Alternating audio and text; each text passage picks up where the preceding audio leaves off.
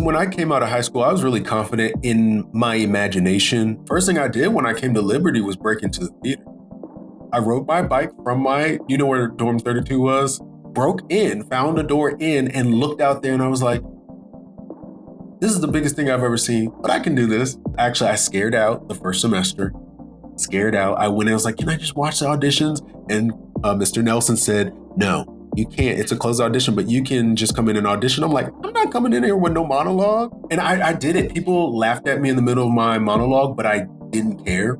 I looked at them straight in the eye, kept singing. I was like, why aren't they laughing? And then I remember looking up and seeing the audience. I was like, and I just like fell into metamorphosis. I just like fell into the song, got it, my first show.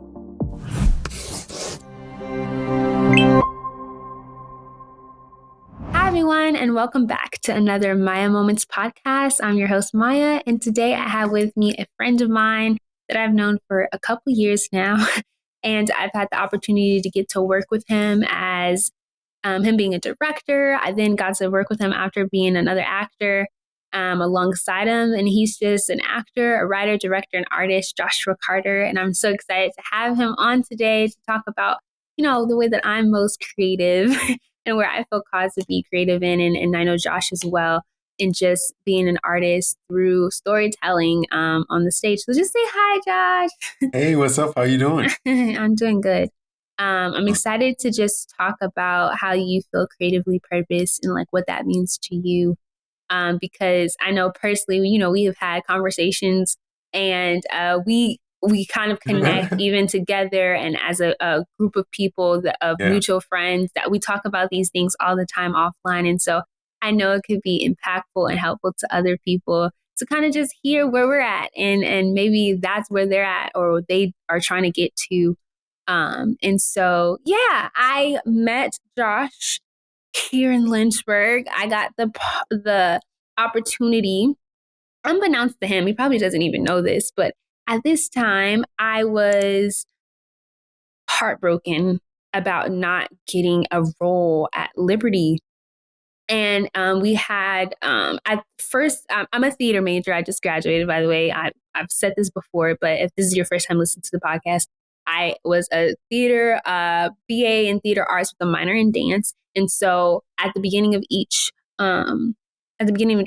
semester is when you would audition for all of the shows for the whole season, semester of that season. And so you would know within that first weekend, because it's before school, the Saturday before school, you would know within that first weekend before school even started if you were cast anything, you had any callbacks, like you would know so you could plan ahead. And so I don't even remember what shows was, but I got some callbacks. I think I got 2 callbacks and I thought they were really strong. They're great. And I didn't eat in any shows. I didn't get none of the shows. I think I might have gotten I don't even think I got a production credit. So not even background, you didn't get any production? I don't even think I didn't do anything for that semester, production wise or acting wise. And so I was kind of just really heartbroken. I remember like being in my dorm, waking up on that Sunday, looking at the cast list and everything, and just crying, like being like, oh, I'm putting so much effort into this and it's not panning out the way that I do. And I know I'm not mad at anyone else for the opportunities that they're getting. I'm excited for them. They're talented and they do show up. I just wish sometimes that I was able to be on the stage as well.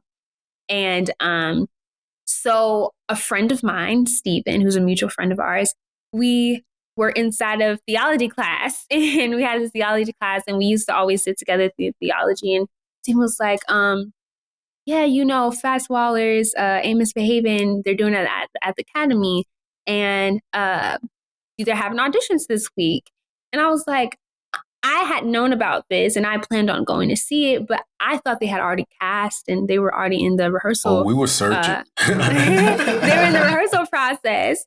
And so I was like, what?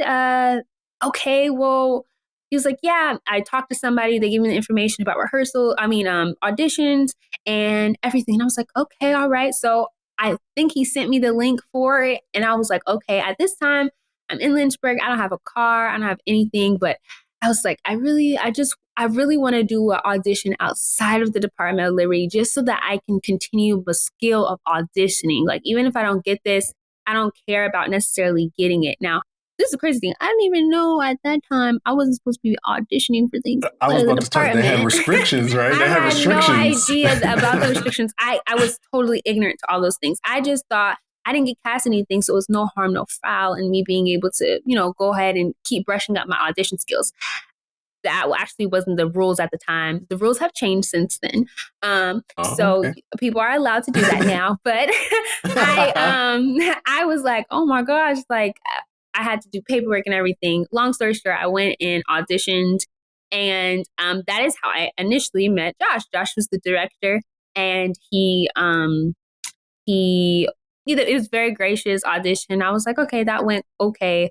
That was fine. If I don't get it, okay. If I did get it, great, of course. And I have to figure out from there what to do because I Yeah. don't have a car. So like I don't know how I'm gonna be able to come to downtown Lynchburg all the time for this. And long story short, it ended up panning into me being a part of Ain't Misbehaving, which I think really gave me a different level of confidence in myself, because I was no longer putting the whole weight of my whole career as the whole weight of me as an artist depended on Liberty University Theater Department. It kind of just, and it's not a negative to Liberty University Theater Department. It's about you as an artist have to gain confidence in yourself. And after I did that, I ended up getting a lot of opportunities in Liberty Theater Department from there. And I think it had to do with the growth I had as a person, as an artist, from being a part of Ain't Misbehaving. So yeah, that's a long introduction to just say like, I've known Josh for a little bit of time, and I'm really excited to let him talk now about his own self and his own journey and those things. So I mean, if you have something you want to talk about from the top of your head right now, you are more than welcome to. But I just want to pose a question though, like where do you feel the genesis of your creativity like stems from? I know you're a PK and we have the uncommon unicorn gang. But yeah, where do you just feel like the genesis of your creativity stems from? And yeah, Absolutely. Well, first of all, thank you for thinking of me. Thank you for putting me on your platform because we talk. We have a of group that would course. talk for hours and hours. So thank you for Hours. thinking of me. Yeah, of Um, course. the genesis of my experience, kind of, my mom was a teacher. Um, I've always been in a school. My dad's been a principal and administrator. My mother's a teacher, and so I always had books. Lots of, the Scholastic. You remember Scholastics, the Scholastic Yeah, Club? the My fair they mother, used to come. yeah, my mom would buy those books every year. So imagine Mm, from the age of 0 all the way to 18, how many books we had in the house. We had lots right. of books, and I loved the books. I wouldn't always just read the words, but I would look at the word pictures. And my mother kept some Disney Channel movies in our house. I mean, we had a whole 2 shelves full of VHS tapes with all the Yeah. Disney stuff. And so I would spend a lot of time there watching those movies, reenacting it with my cousins outside. We call it playing a game. Let's go play a game. And we Yeah. would reenact whatever we saw. Same. Right, right. And so that's where it began for me. And I will never forget, it was Peter Pan. I think it was Peter Pan. There was like a videotape like version from 1968 or something like that. With is it Mary something? I can't remember. That famous golden age actress. And I was like, I think I want to do that. I want to do that. And then I saw a production of Cinderella Kids in kindergarten. And when I saw that, I was like, when I get to 5th grade, I'm gonna be doing that. You can't I'm wait because you're just gonna, you're going for it. gonna do that. Yeah. Wow, that's incredible. I think even for myself, you saying like we would reenact anything that was done, it made me think, I'm like, oh my gosh, like as a child, we didn't necessarily look at movies and reenact it, but me and my little Yeah. cousins, we would do this game called, oh, let's play family. And so we would Yeah. just whatever our heart desires. It wasn't a game that had any rules or boundaries. We would just whatever we wanted to do. So I had a Jeep and I had a little kitchen set. And so maybe today I'm going to the grocery store and I'm having an argument with my sister, like just things that we had seen with each other from our own family and things. And we were reenacted and we were fully these characters. And we would turn them on and off like with the switch, and it Yeah, was yeah, yeah. constant. Like I did that throughout my childhood with my 5, 6 cousins and my little sister. And so Did y'all play with now boxes and sticks and everything, mud and boxes, everything? sticks, we play. I used to play in the mud. I played in sand. We used to take Yep. paper. Me and my cousin Rocky used to take paper and put stupid. We used to take some of the herbs or anything and like light it on fire and act like we was smoking and stuff. Like Herbs. we were yeah, it was really herbs. It was like dirt and stuff that we got from outside. It's Yeah, yeah. terrible. Say like, why are you doing that? But we just exploring like just human nature, like just trying Yeah, to yeah. figure out like, oh, this is fun, let's do this. This is fun, let's do that. And so now to know like I chose a career where Where you have to I do do that every that day. Yeah. every day. It kind of makes sense. You kind of see the footsteps of that. Wow, how interesting. But no, like that makes a lot of sense. So moving from like just reading and visual, and you did get to the 5th grade. So like in school, who were like, how did you figure that out? How did you stumble into the actual like art of acting? Was it something that happened, in high school, or like were you a part of theater departments? Elementary school, I did get to the third and fourth grade and the fourth and fifth grade to do those plays. But then I took like a really long hiatus throughout middle Mm. school. It wasn't available unless you were like in a certain class or something. And so when I got to high school, I said, I'm going to get me in a play. I'm going to do this.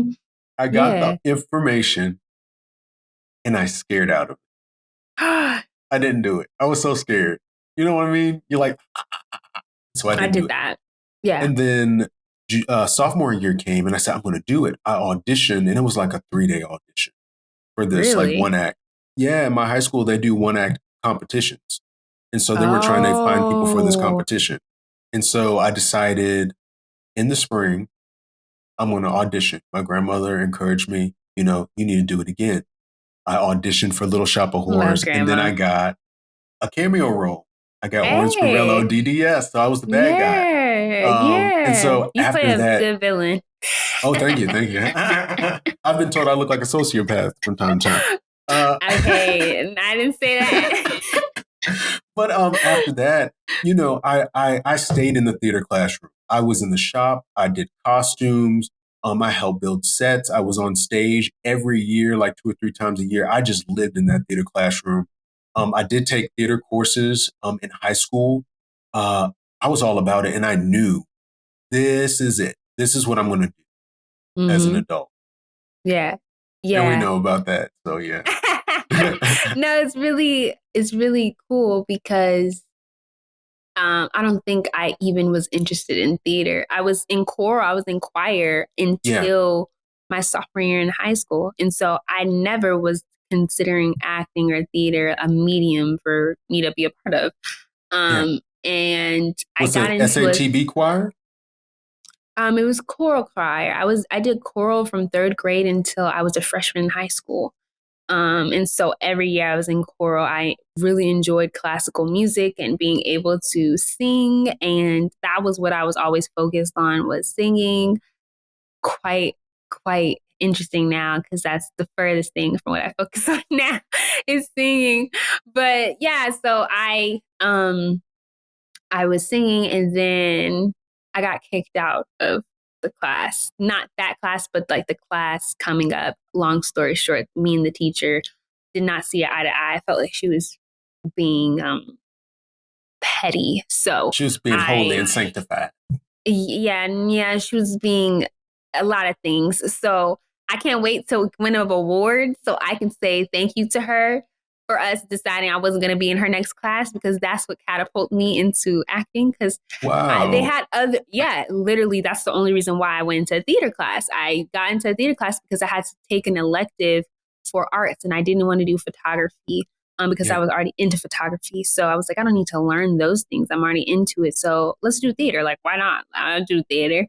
And so I got into the class, and that is really why I ended up now having a career in acting or anything like that of that Wait, so you nature. just did that throughout high school? You just stuck with theater?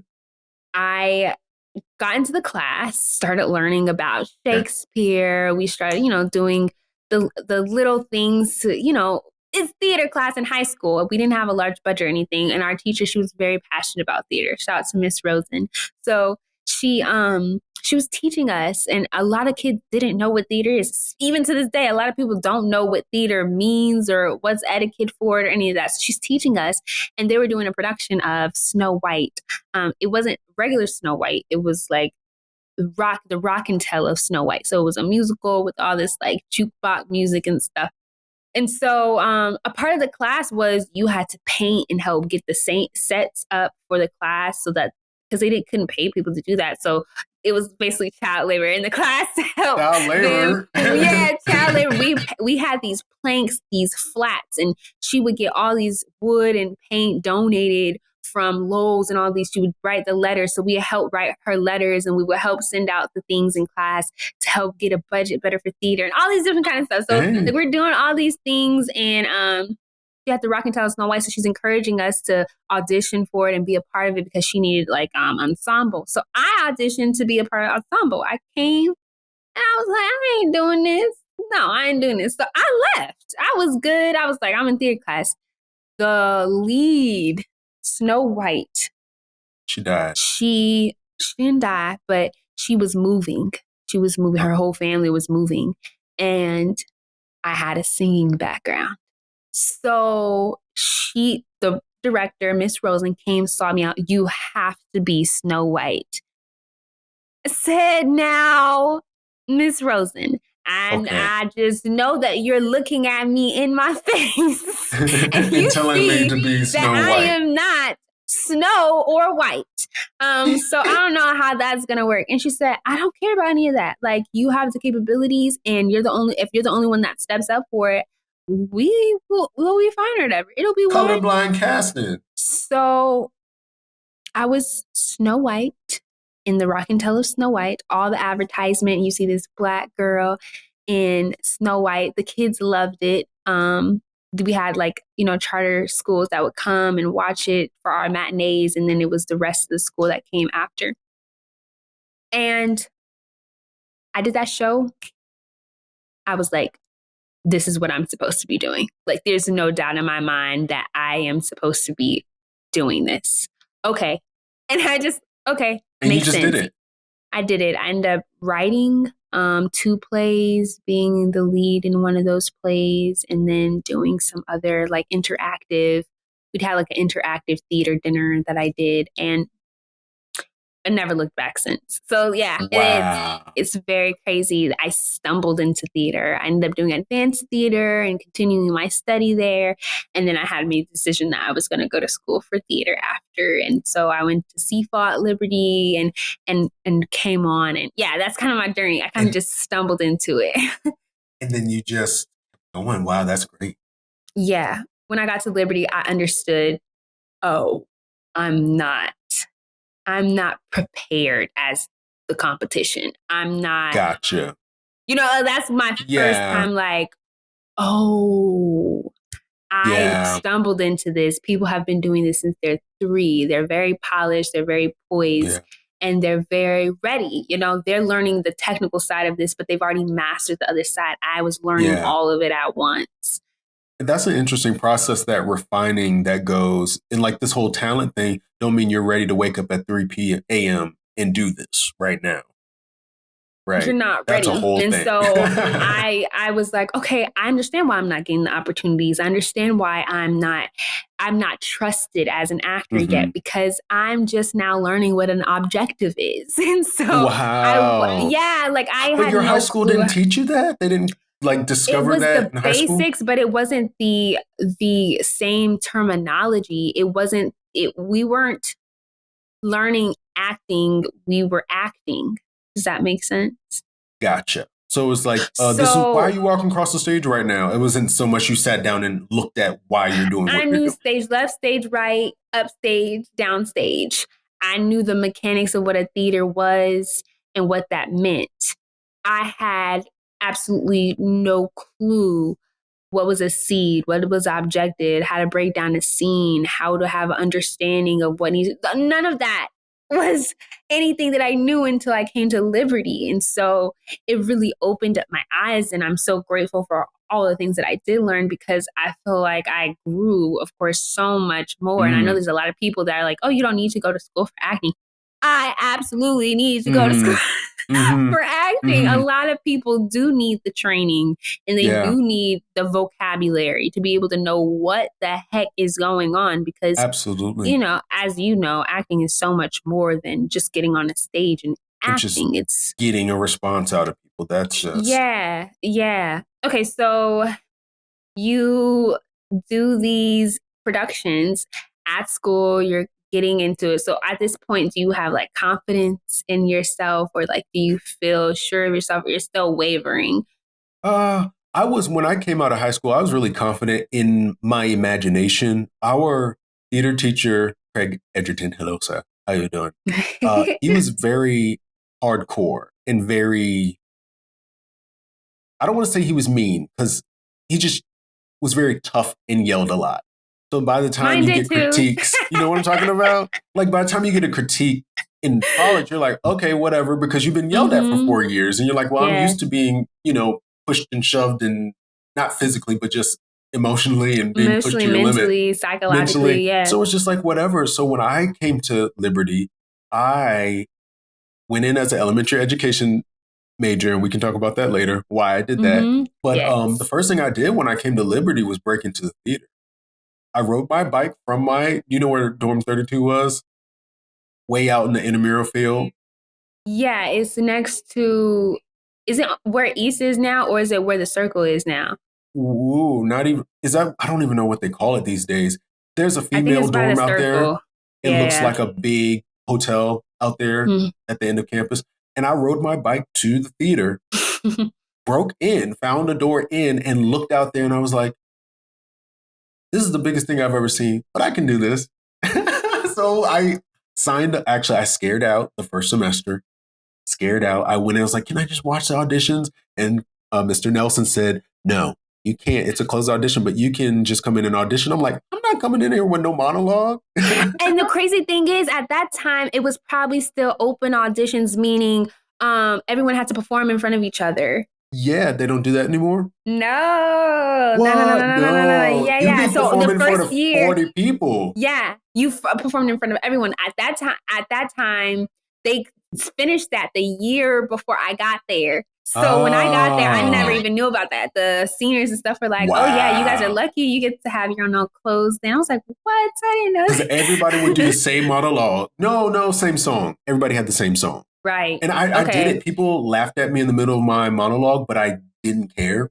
I looked at them straight in the eye, kept singing. I was like, why are they laughing? And then I remember looking up and seeing the audience. I was like, and I just like fell into metamorphosis. I just like fell into the song, got it, my first show, Wow. Ragtime. And I didn't care. I wasn't Ragtime. scared. Yeah, Ragtime Yeah. was my first show. I didn't care. I wasn't scared of the stage. I wasn't scared of competition. I was just happy to be there, happy to use my imagination, and lucky enough to have missed one of my callbacks and still got in the show. I missed my dance Wow, Josh. callback. Man, That's I actually was scared crazy. and I That's got in. actually crazy. So the confidence thing it was all play for me. It was never business at that time.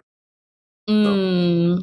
Which is such a that's such a beautiful time that your it, imagination is just so vivid and you're just so creative and it's not thinking about the business mechanics of that aspect. It's yeah. just like I'm Or the available politics, I wasn't in so the politics much. because I wasn't a student in the program. So I would just come in, have fun, and then leave. Other people were all up in the politics. So yeah. Yeah, I think even for myself though, I never got caught up in the politics and I'm Mm. grateful for it because It it's so many can things there that um you can't get around and I didn't care. I was like, I know what I'm here to do. I know why I'm here and I'm going to do that and then anything else uh it is what it is. I was a theater major, from the very beginning. However, for me, I didn't get involved until like a year later because I didn't know. So and this has been something that when I became a part of Alpha Psi Omega and I was, Yeah. upperclassmen and stuff, I tried And you to didn't like know what? help. I didn't know when auditions were. Well, I didn't know. how does that happen? Never mind.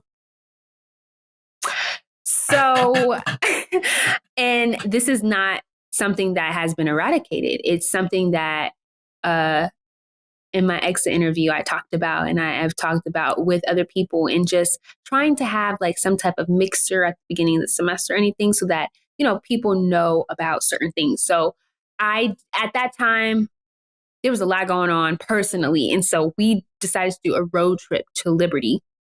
And it was cool. It was a nice road trip, but I got there, I think that Saturday or Sunday. I think I got there Saturday night. I could not get into my dorm. So we slept in the car and I got into my dorm Sunday morning. And so I had no clue that auditions were that weekend, or we would have prepared to have been there, days in advance. We left a couple days earlier to be there on that weekend. So when I found out, it was too late. When I was doing the classes that I was doing, I was getting advice from my uh, counselor, my life advisor there at Liberty. And she told me, do all your gen eds first and then do all your major stuff last. So I didn't even start my acting classes or any of that until my second semester. I got like English and my comms and all that. I did that my first semester. So I Yeah. really started my foundation at Liberty, not with theater being the beginning of the people that I met, the beginning of the education that I started with. I had met my friends, I had started my life, and then I brought theater as an addition into it. And so Yeah. a lot of the politics and those things I didn't even know about because I wasn't surrounded by it. The people I didn't even know. It was kind of hard to integrate yourself back to become best friends with people after they already found their best friends. So Yeah. it was just like, But that's a okay, good thing. That's a it, good it thing that it gave you me found a life. balance. Yeah. It gave me Yeah. Yeah. so much balance, because if I was so invested in the relationships there, I do not think at that time I would have been in the place to differentiate between the people that I'm really close with are getting opportunities and I'm not. I don't think that I'm in a place now. It doesn't bother me. But at that time, I was just so new in a new place. I don't know anybody. I'm meeting new people. I have a new, everything is new. And so it gave me such a balance, because if things weren't going well or I was learning well, I got to share it with the people that I was a part of. But I didn't have like, oh, my best friend is also an actress and we got up for the same exact role and she got it and I didn't. That happens a lot. And Yeah. it's Yeah. Yeah. complicated. It's very complicated. It doesn't mean that you're not friends with them, but there's no like, I'm happy for you, but I wish I was Yeah. given the same opportunities. That happens a lot in the theater department. I'm so glad that didn't. Anyway, so let's talk about why you did not major in theater arts, because you were so involved in the theater department. So, like, why didn't you? And then did you regret not doing that after being a part of the department shows and being so involved? Like, guys, if you go to Liberty, he's on the walls. So, like, you're on the walls. You're on the walls of the theater department. So like you're highly involved. You're someone that people know, the infamous Joshua Carter. So like, why did you regret it? And like, why didn't you become a theater major even after, you started not as one? Why didn't you Well, become first one? of all, my nickname is this theater stalker. I will break in and I will find. I'm Joshua. Remember, I walk around stuff and stuff falls down. Um, every place I've ever been to, that's what I do. I just walk in. I just I look. I was like, I will be here. cannot. No, for real. The academy. I walked in on a summer's day. I was like, let me go in here, and I walked in. I'll be here. I'll be here. That's And because you're I a just, visionary. You're a yeah, visionary. You can see things, and even though other people around you may not it's be able to see it, murky. it's very Yeah. tangible. You're like, oh yeah, I'll be there. It's fine. I Just can like, see this. Yeah, but the thing about it was I remember my whole family, you gotta understand, was in the education system. I went to a school where my father was my superintendent, my grandmother was the secretary, my aunt was my principal, my uncle was my guidance counselor, and my other aunt was in the in a how do you say, she worked with kids with autism. Oh, okay, Okay. okay. So everywhere I Special went, needs.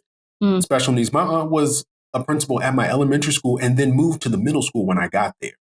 And so my family, my dad was a football coach, my uncle was a basketball coach. It was education. My family did it, right? And so as I am preparing for college, you get those kind of nudges like, oh, you're going to do teaching, right? Right. And in the back of my head, I knew what was acceptable. My father's taking me places like, hey, son, how you doing? What job you going to do? I'm going to be a teacher. Oh, that's a good job. What am I going to tell him? I'm going to be an as a superintendent's son. And Right.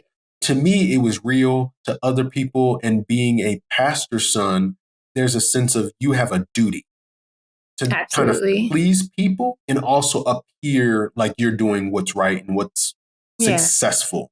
absolutely. And so I went with elementary education in my paperwork, but I went to theater school in my heart. Let me tell you, I was so desperate for an education in theater. My freshman year, people knew me as the boy on the bike. I wore my bike everywhere. They're like, hey, there goes the guy on the bike. Everywhere. I was the dude on the bike. I had a little green bike. And I would go to the music hall. Back in the day, it was like in the Lloyd Auditorium. There was a courtyard and there was a music hall. I would go and sit by the door and listen to people's music lessons. I would ride my bike up to North Campus, what you guys call Green Hall now or something like that. We call it North still though, but yeah, North. Green Hall. I would go and sit in the theater hallway and just sit on the couch and listen to the classes. Just listen. Mm. Put my head to the door and listen. And I used to do that all the time. I'm the theater stalker. I'll just be around. I'm like, why are you around? Why are you here? Just listening, just sitting around. Um, and so my duty, what I thought was my duty, and it wasn't necessarily encouraged until I started doing more shows to be in the theater department. But I had my duty and then I had my heart. And I tell you, education was easy for me. I'd been teaching Sunday school since I was like 12. So my parents were teachers. I knew how to work with kids. It was easy. It was easy. I could literally do an education course and not read a book sometimes. Because I was like, well, I know how to do this. I can do my practicum. I know how to teach kids. I got a theater education at Liberty.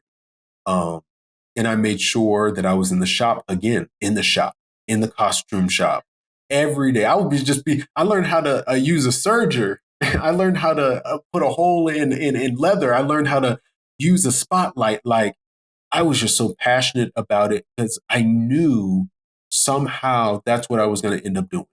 But education saved me financially.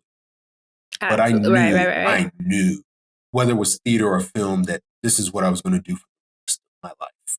Yeah. And that's so sweet because I Yeah. think it builds in you a different level of passion and just like appreciation for the art beyond the stage. You know, the Yeah. stage you get, the most praise, the most accolades and those things, but like me not getting those audition, not getting casted, but having to work in the costume shop and me working and all of those things. Oh, it taught me so much about theater beyond just the lights and just those things. It gave me an appreciation for the people, those jobs, how meticulous it is about those things, how much they matter. Mm. And I think being on stage again after doing those roles, I was just it I remember being in the costume shop and doing the things that I had to do for my job as costume designer or manager and being like, I can't wait to get on stage. Like, I can't wait till I get on stage. Like, I just can't wait till I'm not doing this. So I can get on stage and then getting on the stage and being like, oh, wow, I'm so glad I got to do that. Like, I'm so glad that I was a part of those experiences for not one show, not two shows. I think I did 3 shows where I was costume manager. And it was like, it just produced something in you that's different. I think your hunger is why you are such an incredible artist on stage, is because you didn't just study, it wasn't just about you studying that for knowledge about theater, but you were even understanding character wise like Mm. what do you know, like the Yeah. psychology you have to do when you're breaking things down. Like when someone is desperate for something, what measures do they go to make sure that they get to that Yeah. place? Yeah. And Yeah. so when you have that in a character, you see those meticulous choices that are being made, and Yeah. it's received so well because you did that even in your own life. And so And that's it's a really incredible. weird thing to try to implement. And I think that's the hardest thing as at being an actor. It's like I've done all this research, but now I've got to show what it is. And that is and the some crazy and part. sometimes it doesn't translate the way that you're Exactly. trying to. And so like you're using all these different techniques and technicians and trying to feel it. And sometimes you Yeah. feel it doesn't mean it's showing on the outside. And Yeah. so much of acting has nothing to do with actually acting. It has so much to do with psychology, and just understanding people and what they will do when they're And in being these open. positions. Yeah, Openness is that yeah. biggest thing because it's like I suffer from blank face because I'm thinking so much. And so like while I think I'm emitting things to you, it's like it's not show. I see pictures of me sometimes. I'm just everybody else is like in the image. Um, yeah, and that back and forth communion between another person. Oh I my love God. duets. I love working with people. But yeah, that's the Collaboration, and thing. it's Collaboration.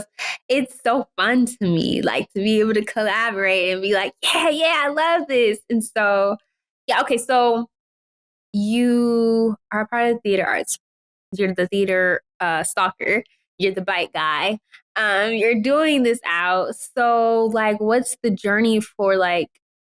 Did you feel like now you're getting into shows there? You're kind of your name is known, like you're known for who you are. People know your name and stuff. Are you good? Like, are you continuing to get better? Are you good? Like, what was the journey like now that you're actually on stage and you're getting the shows and you're a part of the process and you're juggling all this? What was that journey like? Well, like I said at the beginning, when I first got in, I was just happy to be there. I loved the theater. I just liked the theater. I loved the rehearsal process. I loved everything. And then as I started to move on, I wanted to grow. And unfortunately, even in educational theater, it's not necessarily the director's motive to help you grow. They've got to cast the show the way they see fit. And so I wanted to grow. I wanted to get more responsibility. I wanted to show my acting chops. And though some people will say, well, you got some pretty good roles, you know what I mean? When it comes to, Absolutely. okay, you gave me this, but I want this. And Yeah, it's not yeah, necessarily leads, but I want a responsibility. I want to take on yeah, juicy stuff. I don't want to be chorus member number 5 with 2 lines. And so that got into my head because I wanted to yeah. be more and not to be a bigger face. I wanted more responsibility. Ah, Didn't get it. Didn't get it. And so it became yeah, frustrating yeah. and not Yeah, knowing because like you, I didn't, you're trying to yeah, continue to diversify your skills and yeah, your research and how you like implement roles, and you're continuing to get things that you feel like aren't exactly. deepening that And process. didn't know that I could go off campus. I had no idea. Like going to Liberty, I stayed on that mountain. I didn't know that there were theaters in the city. I'm not from here. And so I didn't get that. So, like you said, I had no idea. Nobody was reaching out to me to do it either. And so it got in my head. And then I graduated. Weird things happened. And I took a year or two off of acting. Um, and then I started doing more stuff in the city. And then I began to realize there's a thing as, such as tokenism. And it's very, when Oh, you're in a absolutely. community, sometimes they just need representation. And it can get in your mind like, am I really good? Or do they just want me to be here so that it looks like they have brown people?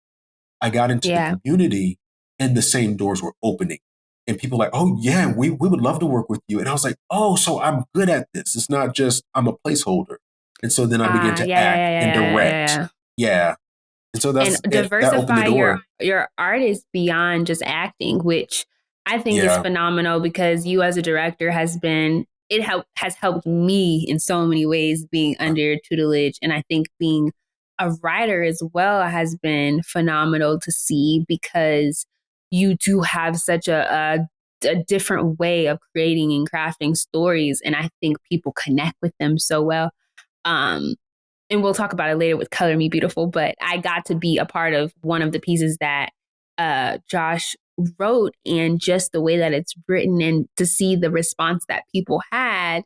Of course, the whole play, but specifically the piece that I, was acting in, primarily in, and to hear the feedback people had about that one story, everyone just, it resonated with them so well. And it just it kind of reminded me of like the stories that were happening in the early career of like Tyler Perry, and people just, they connected with it so well. They're like, it's funny, it's relatable. It just, you're able to connect with the community that you're a part of, and it resonates with them, and the story and the things connect. And so I think it's beautiful that you're diversifying your creativity beyond, just you being on stage, because don't get me wrong, Joshua is incredible on stage. Like, he's very captivating, and I'm sure he would say that he needs, oh, this is what I'll do. I'm going to work on this, and I'm going to work on that's all great. But I'm talking about just right now, and anybody that you'll talk to will tell you that Josh is different, and the way that he commands a stage, whether he's directing or acting or he's writing, that, oh, this is greatness and it's going somewhere, because he's a visionary and he knows where he's going. Oh, no. Yeah. Take all these flowers. Take all these flowers. Take all these flowers. It is an honor to know you, really, really, really, because we can see in you how much is inside of you that you haven't even been able to discover and like release and explore. Like, it's all there, but you just continue to grow. And so from all that, though, I think, it helped me as an artist, just knowing like, oh, there's someone else who kind of gets it. And like, he's doing what he can do. And how can I partner and collaborate with that? Has been really fun. It's really, really fun. So you started doing other things. You started collaborating with other people. You went from now acting on stage to doing more short films and and background acting stuff. So like, how did you like get into that? Because, I'm an actor too. And I think this is even helpful for me. I want to do film acting more than theater. And I think you'll understand me when I say this. Why? Because you kind of just said it. There's more opportunities to grow and have more responsibility on the film side, where, because I have a theater degree here, when you're learning about the people that look like me and the history connected with that, with theater, and then you're trying to reconcile that with where you see theater today, and you're like, the through line is, this place wasn't made for me to exist in my humanity. Yes. And all the complexities of who I am.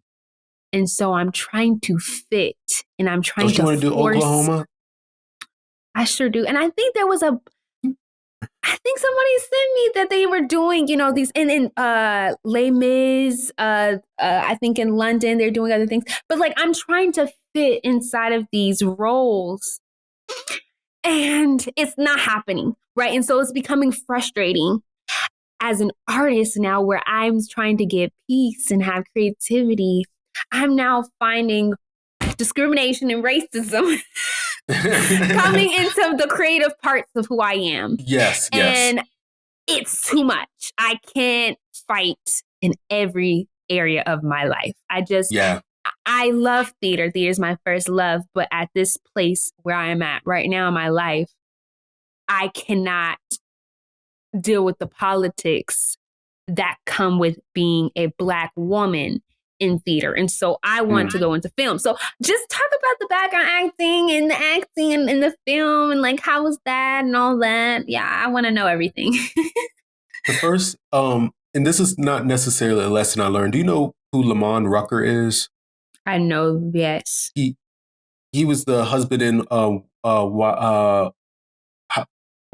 the the married movie, Tyler Perry's Why married Did I movie. Get Married? Why Did I Get Married 1 and 2? He was The Jill Scott's husband. husband. Oh, yes, I know Yeah. him. Bald head.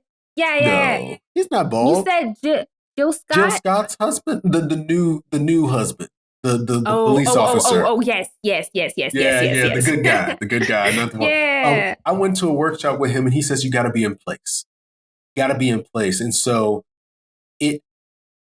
I'm a very advantageous person. I'm very quiet like a mouse, but I'm like always somewhere looking for the opportunities, taking the opportunities and being in place, like joining Facebook groups where they're filmmakers and they'll be like, we're just casting for this dude. We can't.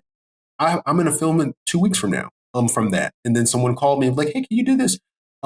Making good relationships with people that are where you want to be. So if I know I want to be in films, well, then maybe I need to talk to somebody and just be like, hey, let's go get coffee. Let's just talk. What do you want to do? Making your own projects like we've talked about.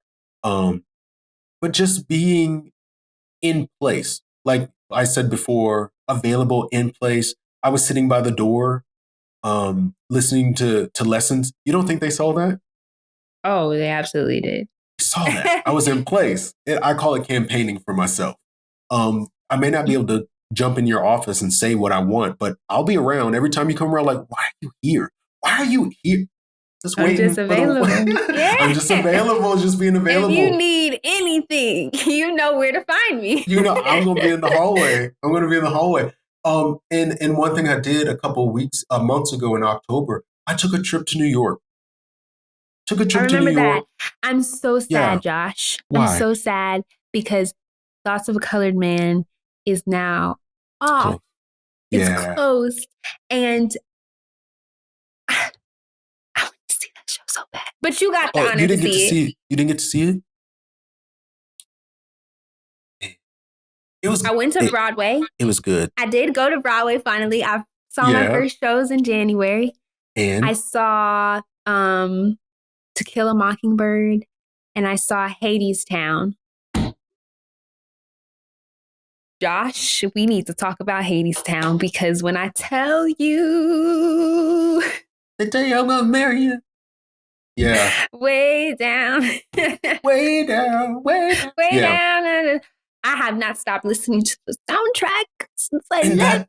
That worked right there. Like, not that other shows are not good, but that kind of makeshift art that they made with Hadestown, I love that. I know. Taking interpretations of stories and like twisting it in. It's a crafty show. And on top of it, it's such a small cast, right? It's not long. It's not a lot of people. And when I saw that show, I was like, wait, I can do this. Yes. And that's the thing I want to talk about. Like when I finally got to see a Broadway show, is it okay if I say I was not amazed? Yeah, go ahead. Yeah. Okay. I was not amazed. I was impressed, but I was not amazed because I was like, I could do this. Like, this is not far-fetched. I could get an audition and at least try to be in this. Like, we have similar skill sets. So I could possibly do this 8 shows a week. That's hard. But I was like, man, like when I saw Thoughts for a Color Man, I was like, I'm pretty short compared to these 6-foot guys, but I think I could do this if I had to. You could do it. Oh my God. And that's what changed my whole framework though, because Broadway, when you're in school and when you're a part of the theater departments and we're doing things, it's so far-fetched. It seems and idolized. Like so far-fetched. And so when especially when I saw To Kill a Mockingbird, I was like, I can do this. I can do this. And then I actually got the opportunity to be Oh, no. But I knew that I could. That was the thing. It was so far-fetched to even think it was a possibility. When I saw Hadestown, I was like, oh, I would have to work to get there. But I can do it. It's possible. I can do it. Oh, I can do it. And so that was the shift that I feel like as an artist gives you freedom. And so I'm glad like that experience happened for you too. Yeah. And in this idea with professional theater, like my foundation is at Alluvian. And people kept saying, oh, like that's a Broadway show. And I'm like, there's no way that we are doing Broadway level work. And then I went and I was like, yeah, Yeah, I can see. And then plus the people we were. No, it's not bad. It's not bad. It's not bad. It's No, not bad. it's It's not bad. good. No, It's it's good good. because you are now seeing the quality of work that you Yes. were doing. You were doing it, period. Because people were like, that was like a Broadway show. And I'm like, what?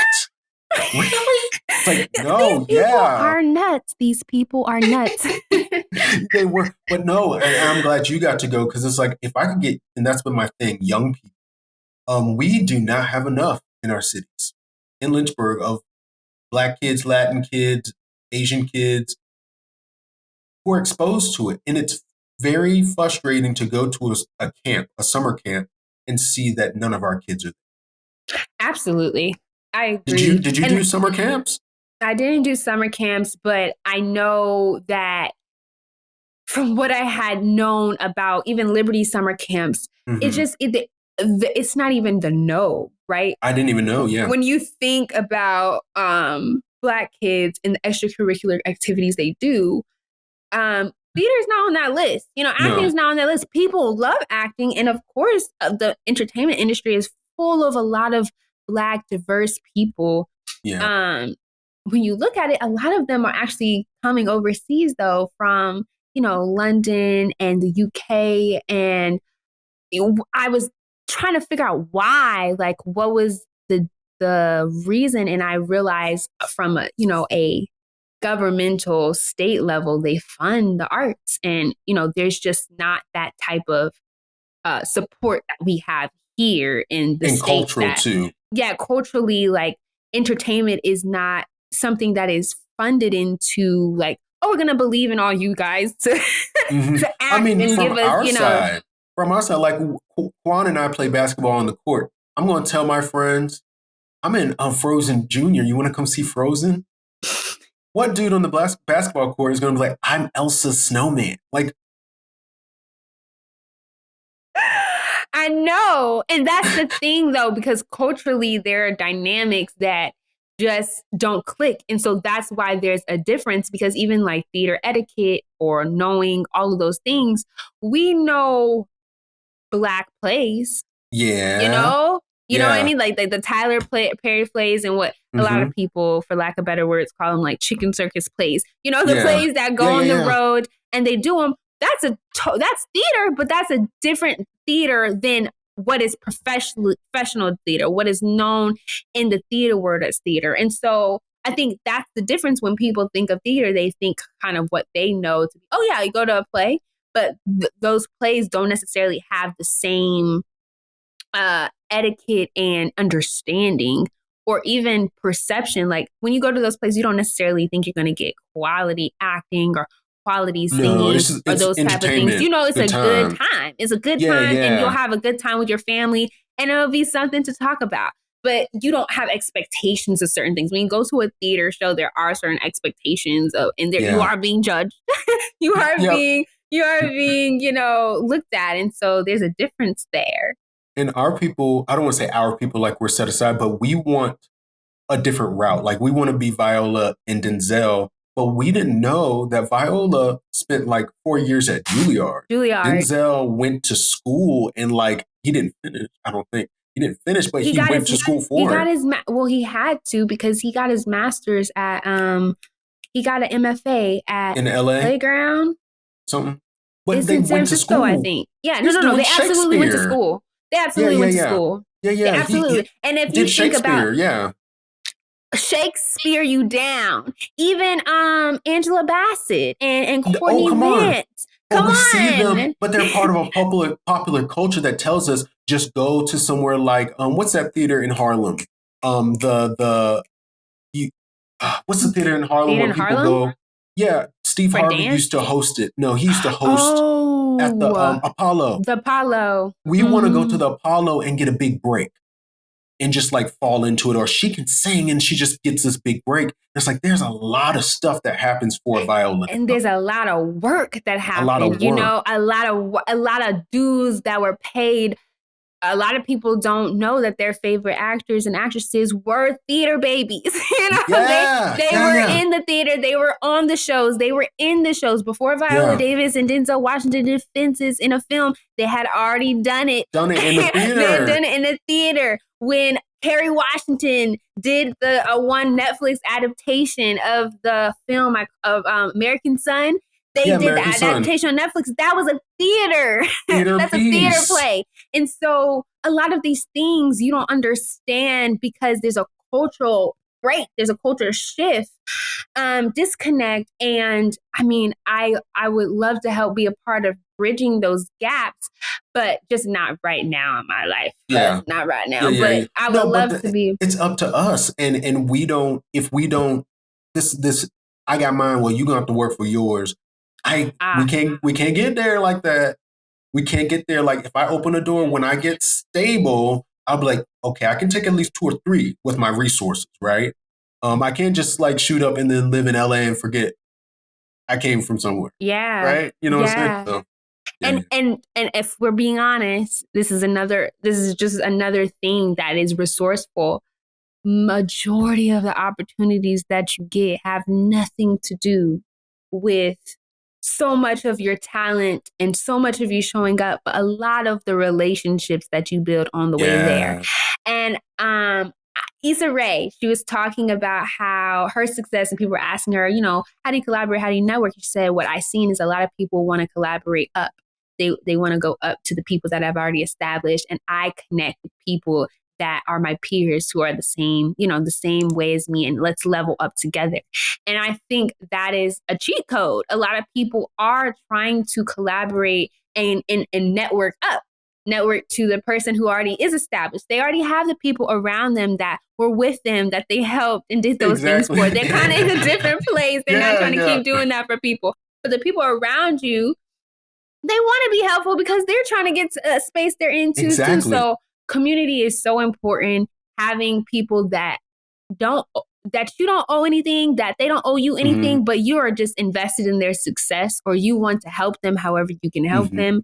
And just finding people with the same type of like vision that you Mindset. have. Yeah, That's that's a lot of key. the reason why this podcast is happening today, Creatively Purpose. I realized through my own personal relationships, I had so many people that were creative and like-minded, and I knew that a lot of people didn't. A lot of people don't. And I'm like, God really placed in my heart, like, people need to hear about the people that you know and what's on their heart and what's in their mind, because they feel alone and they need just to know that there's other people out there that may not even be in the same creative medium as them, but I have purposed it all. And so I just think that, you know, really, really, really look around you. Who are the people that Yeah, you keep running into? Who are the yeah, people that you are yeah, all at the same roles and stuff like that, and build yeah. relationships with those people?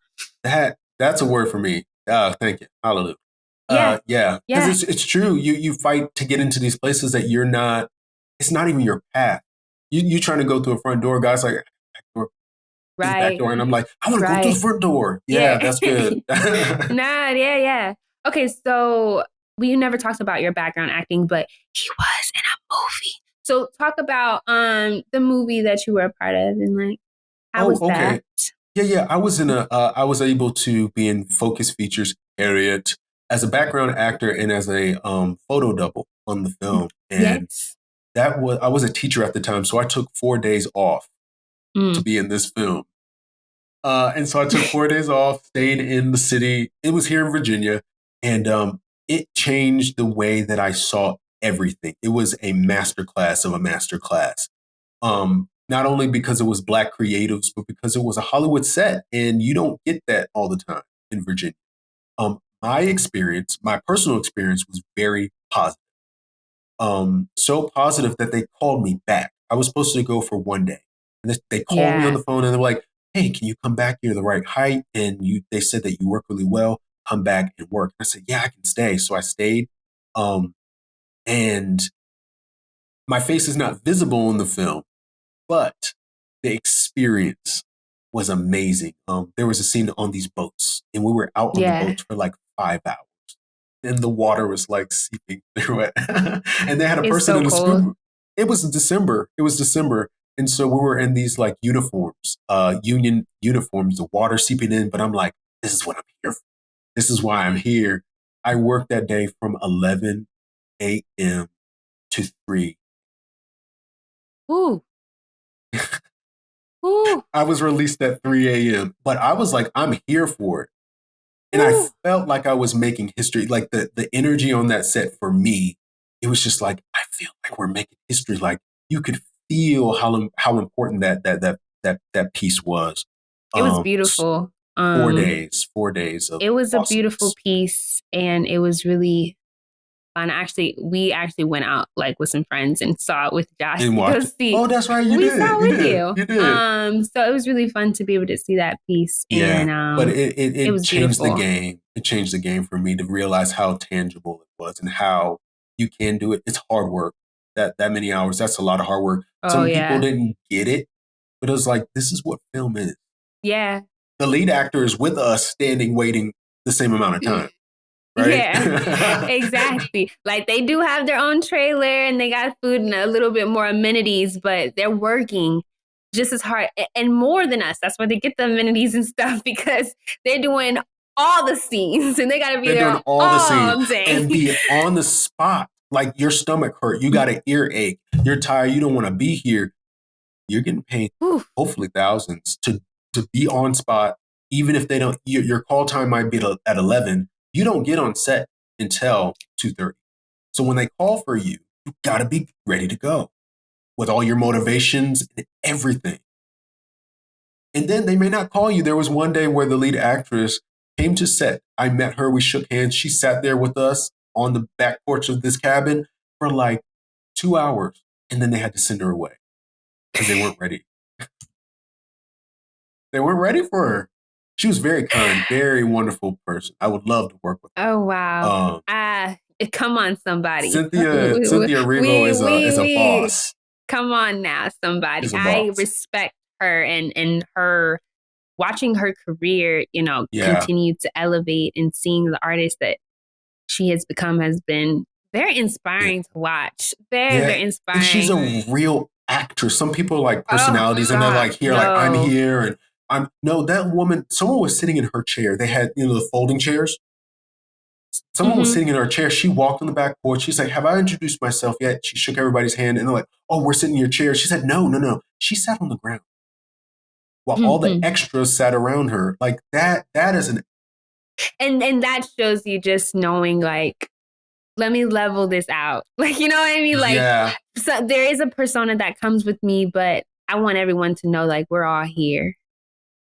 We're all here to work. And I am, I am the feature artist on this film. And this is, it is my name is connected to it as much as the weight of the character and the weight of all of that. But at the end of the day, I'm still a human being. And she exactly, probably remembers the days when she was going on to sets and exactly. the room and how that felt. Okay, but hold on. Let's talk about Color Me Beautiful, like real quick, Yeah. and that process. Okay. I remember the phone call I got back What? home about Color Me Beautiful, and I was like, oh yeah, this is gonna be great. And so to be a part of it from knowing about it from when it first happened to the end, it was really a lot for me. To just see like the vision through Josh's eyes, like it came. I don't know what your expectation out of it was, but from my viewpoint, it was like, wow, this came together so well. And considering the circumstances, us having the play in a pandemic, Mm. Mm. I was like You're right. in Wow. the middle of a pandemic and we sold out. We didn't have capacity. We didn't, these were the first shows done at this show at full capacity. And we were the first ones to sell them out. It was a lot for me because I'm in this theater department. So to see other things done in the department outside of the department and seeing the success and like how beautiful it was to connect with it. Um yeah, well, how was that process for you? Um, I was very lonely. It was a year-long process, so I was very lonely. The pandemic's happening. We can't talk to people. We can't touch them. At that time, my mom was not ill. At that at the beginning of the process, the year before, but I still couldn't go. Because we didn't know who's sick. So I get a group of people and I just say, let's write every week.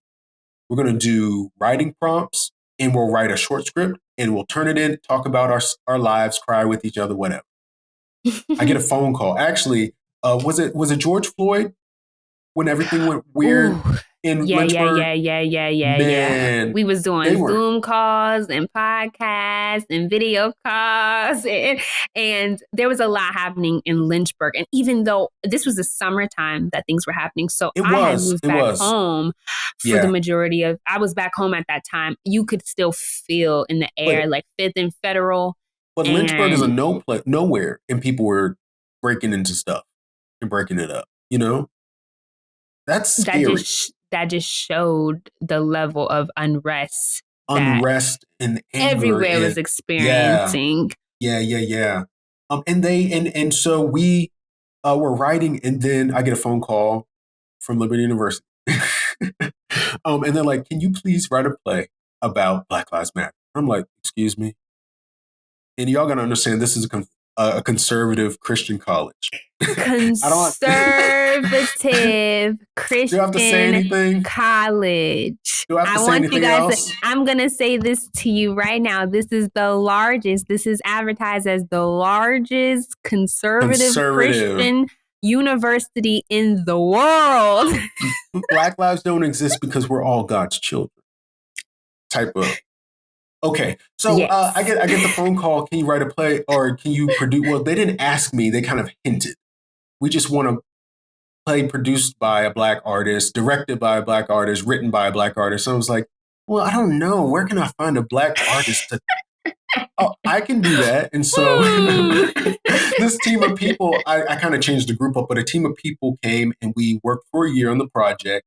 And I wanted collaboration. I wanted this project to be a rocket booster for somebody, to get Yeah. someone out of Lynchburg, for someone's name to get known, to collaborate. We collaborated with people from New York, Philadelphia, from was it? Philadelphia, from DC, from Central Virginia. Um, and one of our artists actually was from Alvin Ailey's studio. And so they had, Absolutely was. yeah, Megan King. Megan was Megan is amazing. incredible. And we She going on collaborated. tour, y'all. She's going on tour Sunday. She starts rehearsals, I think she said. Yeah. Amazing artist, beautiful young lady. But I wanted it to be a collaboration. It was collaborated on by mostly black artists, black Yes. writers, black director, black actors. And we had some inclusion going on in there. But I wanted to show the world what a quality production looks like and that you can trust us. You don't have to give us what do you call the thing you helps you walk? A A crutch. walker or a We don't need cane crutches. We or don't need walkers. We don't need you to tell us what to write or how to write it or how to edit it. We did it. You don't need to tell us how to film it. We did it, and it was a black filmmaker who filmed our show. it was. Yeah. And we, as a group, brought it. Y'all were amazing, and your growth in the piece. I wouldn't let you go. I wouldn't let you just give me anything. But No, you're but it was really, that was a really hard character for me to dissect. And so I was not hesitant. I knew that I was going to need some help with it. I was glad that I didn't know at the time that it was your piece. I should have. I mean, I'm reading the play and I'm like, oh yeah, Joshua Carter. But like, you know what I mean? Like, I'm like, oh, he wrote this specific one. Oh, got it. And so I was like, oh, this is going to be great because I know I'm going to get the extra help that I yeah. need because I know And Josh is not going you brought a certain level to it because sometimes we have a vision for how it should be. And then it came to me, I was watching you and I was like, don't do what I told you. Do what you're doing. And then all of a sudden this character blossoms out of nowhere and you were playing an 11-year-old girl. And she's not 11 years old and she don't act 11 years old. But something that you did, somewhere that you access this, I keep saying demure. She's not demure. This like little girl pops out with these beady little eyes and she's a little sassy. You brought it. You killed it. And people knew you Oh, killed it. thank you. And I was Thank like, you. that in some ways is my problem with the American educational system. And when you need someone to bring a character like a little black girl in the 60s to life, do they have the tools to bring that out of you? Mm, Because what I saw on that stage, what you did with that character, I had not seen yet. mm. I had Yeah, not and seen that yet. I had not seen either, and I had not Exactly. experienced, and so there was no. I really was flailing, if you will, which in acting is great because you have the room to flail for a certain amount of time. So I'm like, I don't know what I'm gonna do. I know what I have from my own sister who's younger, and I know her attitude is kind of similar. And so let me think back into like this day and age and what that means, and like what is being an 11-year-old mean? Because if I'm being honest, I did not act 11 when I was 11. So it was not Maya. I've always Yeah. been more mature. At 11, I Hmm. was wearing heels and I had a purse and I was sitting like this and having full conversations with you the same way that I am right now. Like Yeah, yeah, yeah, I was yeah. very, very, very mature. So at 11, I wasn't playing in the sand anymore. I Yeah, wasn't doing those things. I was the oldest. So I had to have the oldest responsibilities. And so I exactly. had to find that, like struggle Hmm. through that. But once I found it, it started to click. And I was like, okay, Yeah. it's becoming, it's getting better. I'm refining it. And I still think I would have done even more, work with it Hmm. now, but it gave me, um, it felt so good to do something different and to Yes. find it and And and, to and to find it and to have the have room. process of transformation and like getting the feedback after. I was like, oh, I don't know, it's either gonna be received well or people You gonna be but confused. you but you were always in the script. Like every time, like I was, y'all gotta understand, I was a busybody. I was in the show and the Yes, director he and producing. was. So I was just like Yes, all he over the place. was. And every time I passed you, you were in the script. Even in the show, you were just in the script, like trying to find those nuggets. And I'm like, that's what I want younger actors to get to. I want them to get to a Maya level of caring for that character and not just like throwing up a character to get a response, but like diving into. And I know that's a part of your training. You take a class on that. Um, but I'm like, Yeah, well, they don't teach you that. I found when I did my first responsible role, which was Decipher. Pinned. I forget the rest of the name. Oops, Decipher. We all call it Decipher. Um, when I did that role, that was the first time that I had a lot of lines. yeah, I went from having like one, two lines, maybe a monologue, to I have to be invested in this whole show. yes, And yes. going from one to the next, that's very hard. Like it's overwhelming almost. And Hmm. so every night I was in my script. If I wasn't in stage, I was in my script. In the I script, was yeah. finding new things. I was going over my words. I was making sure that, like, if I was not on stage, I was somewhere with the script. Like, everybody knew, oh, Maya, she didn't have her script. The costume designers, the costume assistants were going to get the script to make sure that I had it backstage. I wanted to make sure my words were right, especially working with Linda Cooper, who was the director. She's big on words and making sure the words that are in the play you should be saying. Do not make your own rendition of the words because those words mean something. This is edited and written and revised many times. Every word matters. And so because of that, I had so much respect for words that it just kind of carried with me that, okay, if I'm not on stage, I still need to be in character. I need to be getting into the next place that I need to be emotionally Hmm. for the next character or the next place my character will be in. And so it just kind of stuck with me to be in Absolutely. my script. And I'm so different from you. I'm a person that'll be like, da da da, and then try to pop into it. That's funny. Yeah, yeah, yeah. I will. I will. I'll just be standing there. Were you You're backstage for good. Parade? Were you backstage for Absolutely. Parade? I would do that. I'd Absolutely. just be like, and then run on stage. I remember. I remember. It But was I really do fun that. though to see you do that because I'm like, I don't know how he Well, does what are you that. doing? No, because I was told. I don't know who told me. I don't know if it was Cooper or Chris. I just use first names. Oh, I grown up. Chris Nelson. Um, that you you pop into it. I don't know who told me to do that, but I just carry that with me to just It probably and it then probably was pop Nelson. into it. Okay, probably Nelson. I feel like Nelson. That's that is him as an actor. Yeah. Um, from what I can see, working with him, he's someone that can like, he can go And just into it, pop and he's into it. really good at that. He's incredible on stage. So that's a gift. I don't have It is. that. Yeah, I'm gonna look for that. When did he go to school? I don't even see it.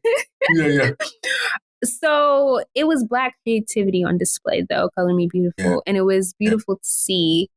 And I think the testament of that I remember you saying was just how limitless we are when we come together.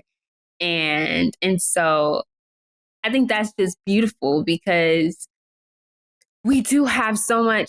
Somebody said it. Oh, what did they say? They said the world doesn't move without Black creativity. And I was like, oh, wow, that's incredible. That's incredible because the world, and now, she tweeted it and now they have it all over billboards and all kinds of stuff. And, some are crediting her for her words and some of them are not. But when you have raw Black creativity on display, it shakes the world and people start to listen. Even if they don't agree or maybe they're not in that place yet, they'll pucker up and Oh, what you up okay, to? I'm listening. All right, Yeah, so yeah, I think that was on full display with this show. There were so many people that didn't see the show that were a part of the yeah. department that heard so much about it. And they're like, oh, I wish I would have seen it. Oh, And I that's wish all I would have been there. And I'm like, right. you can watch it No on big deal. YouTube, Yeah, nothing. I guess their computers don't work, huh? Their computers don't work. They can't click a link. Hey, not for me. I am glad though that I do have the videos of that. Um, am I allowed to share? Yeah, you can share it. It's free now. I release it for Okay, everybody to see. because other reels that I have aren't available to share because of copywriting issues and stuff like Yeah. that. But that Oh was yeah, such put a that in your reel. Yeah. woo. Yeah, I gotta make my reel. I'm getting my reel together, Yeah. child. If you need an Okay, so editor, let me know. I need an editor. Let me know. I need an editor. I do need an Okay. editor. I don't know Yeah, what the yeah. heck I'm doing. If you, Um, well, we'll talk about that later. Okay. yeah, I don't know what the heck I'm doing, but there's another thing. If you're looking to be an actor, you need a reel and a resume and all this kind of thing. Um, how do you feel you've been creatively purposed? Uh, how do you think God has used your creativity, being in your faith? How has that merged your faith and creativity together, and whatever ways that you have felt or seen or other people may have told you? What is that link between the two? Firstly, I really believe that your trials, in many ways, it sounds cheesy, but your trials are is a part of your testimony about the greatness that you're going into. I had an issue with rejection, specifically in this theater world and the little theater cliques and stuff like that, and really wanting to be wanted, wanting to be called on, wanting to be a part without inserting yourself. Um, and I was like, I can see where people fit. Like, I can see the greatness in all these people, and I'm giving to them and telling them how great they are. You inspire me, and I just want to be like you. Those people could not see me, they could not see anything great in me. And so that can do a lot to you and cause you to stay still. But what was revealed to me is that the reason why they can't see you is because they don't have your gift. You're a visionary. Like, Moses and Joseph could see things that people like, that's a block of cheese. No, that's a bowl of spaghetti. That's a block of cheese. That's a bowl of spaghetti. And so I think I'm purposed to see need beyond acting, beyond theater. I think my Yeah, purpose is to see and to exalt people so that they can work in their gift and promise. right. It's like you can't see it, but I can see where you're going. All right, let's do this. You're going to do this, this, and this, and then you're going to get where you need to go. Everybody can't do that, and everybody doesn't No, have no, they the can't. patience or the willpower because Mm, it's not profitable. Like people think, well, why am I going to get you somewhere? It's not about that for me. And that's why education came into play. I love seeing people find a light bulb. Oh, you get it? Okay, do something with that. Yeah, yeah, Do yeah, something. yeah. Go to Georgia, go on to Australia, go on to LA and go ahead and work on that and get back with me when you do what you're supposed to do. Exactly. Hey, Yeah, listen. yeah. Yeah, no, it's a revelation that is hard. Like, hard to have, hard to find. But that's why I say, like, really networking with people has been resourceful, because I think for myself, I did long to have theater friends and or acting friends and people who got it. Like, I don't have to explain that callback didn't go well. Well, what's a callback? Well, why didn't it go well? Well, was there a, you know what I mean? Like, there's certain things that people don't understand, they don't get. And Yeah, having other people around who got it, you just like, oh, I just wish that I had someone who just gets it. Like, I just need yeah, some ice cream. Like, I don't want yeah, to talk about the bad callback. I don't want to yeah. explain what a callback is. I just want to go about the day. And so I think it's so resourceful and such a blessing that I have been able to find that in friends like you and other theater friends and other people that I have in my life.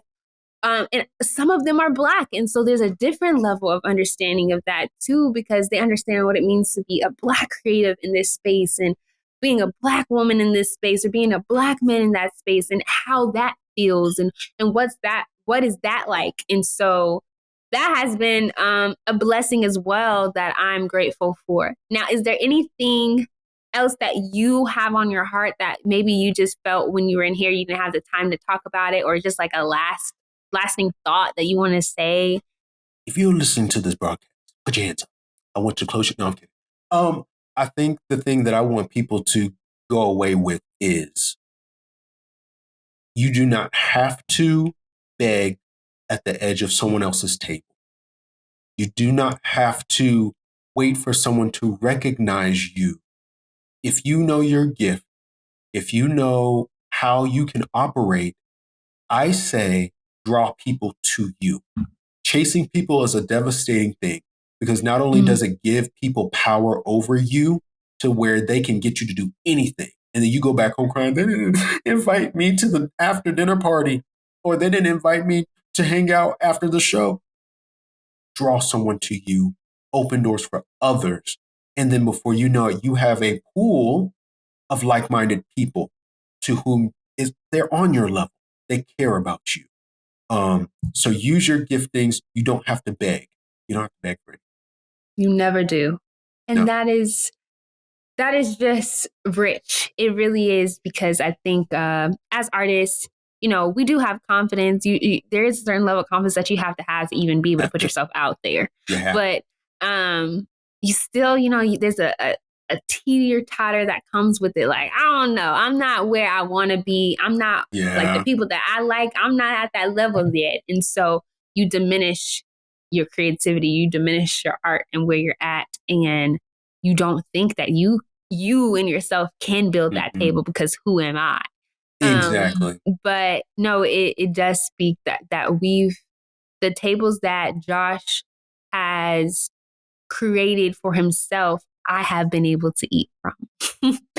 And that's just Josh. Like, the tables that we create, I hope that I'm able to, bring on Josh and the other people that have been in my life to be able to eat off my tables. And so it's about trying to level the playing field however you can and doing your part. You can't talk about what other people are doing and you're not trying to do it in your own life, and you're not doing it in the little ways that you can, because it's a skill. And if you're not doing it in the small rooms, you're never going to do it in the big room. Come on, preach. and so, yeah, I leave you with that. I think this was such a great conversation, and you can follow, if you want to keep up with Josh and his art and who he is. You can follow him at Joshua Carter 247. He also is an artist. He does a lot of, what kind of paintings are they? I do a lot of abstraction. Mm-hmm. Yeah, a So lot of it's abstraction. beautiful, beautiful. And he said you can find him in the art alley in Lynchburg near Commerce Street, like from 1 to 8 most days. So go to the art alley near Commerce Street between 1 to 8 most days. If you don't get him one day, come the next day. You should find him or at least know someone that can help you. But I mean, if push come to shove, if you actually follow him, then you can DM him and he'll get back to you on how you can get some art. But I just Absolutely. think I'll leave you like creative is something and be productive in your creativity because the world needs you. You weren't purposed with creativity on accident. You're Yeah. creatively purposed. So I'll Come leave you with on. that. And thank you so much again for being a part of this, Josh. I'm so Thank you for happy to inviting me. have you. And I will catch you on the next episode of Maia Moments. Let's talk about it. Talk to you guys soon. Bye.